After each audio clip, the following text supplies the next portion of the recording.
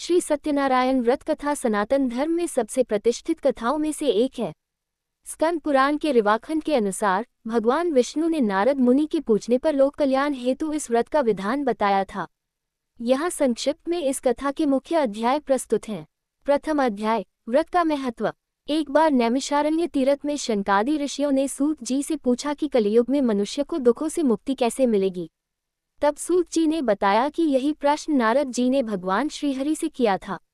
भगवान ने उत्तर दिया कि जो कोई भी व्यक्ति अपनी मनोकामना पूर्ति के लिए श्रद्धापूर्वक सत्यनारायण भगवान का व्रत और पूजन करता है, वह इस लोक में सुख भोगकर अंत में मोक्ष को प्राप्त होता है। द्वितीय अध्याय, दरिद्र ब्राह्मण और लकड़हारा। काशी नगरी में एक अत्यंत निर्धन ब्राह्मण रहता था। उसकी भक्ति से प्रसन्न होकर भगवान ने वृद्ध ब्राह्मण का रूप धारण कर उसे व्रत की विधि बताई। उस ब्राह्मण ने पूर्ण विधि से व्रत किया और वह धनवान व सुखी हो गया। उसे देखकर एक लकड़हारे ने भी व्रत का संकल्प लिया और उसे भी अपार सुख संपदा प्राप्त हुई। तृतीय अध्याय, साधु वैश्य की कथा।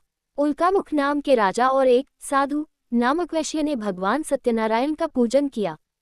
वैश्य की कोई संतान नहीं थी। उसने मन्नत मांगी कि संतान होने पर वह व्रत करेगा। पुत्री कलावती के जन्म के बाद वह व्रत करना भूल गया। भगवान ने उसे सचेत किया, फिर भी उसने व्यापार में व्यस्तता के कारण व्रत नहीं किया। परिणाम स्वरूप उसे और उसके दामाद को चोरी के झूठे आरोप में जेल जाना पड़ा और उसका सारा धन छिन गया। चतुर्थ अध्याय, क्षमा और फल। जेल में कष्ट भोगने के बाद वैश्य की पत्नी और पुत्री ने घर पर सत्यनारायण का व्रत किया। उनकी प्रार्थना से प्रसन्न होकर भगवान ने राजा को स्वप्न में आदेश दिया कि वैश्य और उसके दामाद को मुक्त कर दें।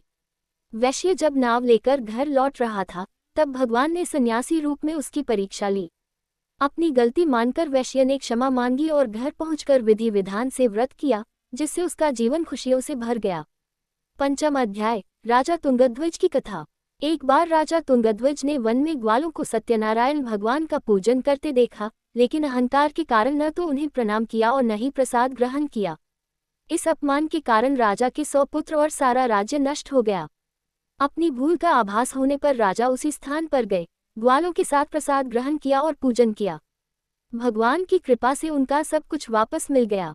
पूजन का सार। इस कथा का मूल संदेश यह है कि मनुष्य को सत्य का पालन करना चाहिए। सत्य ही नारायण है।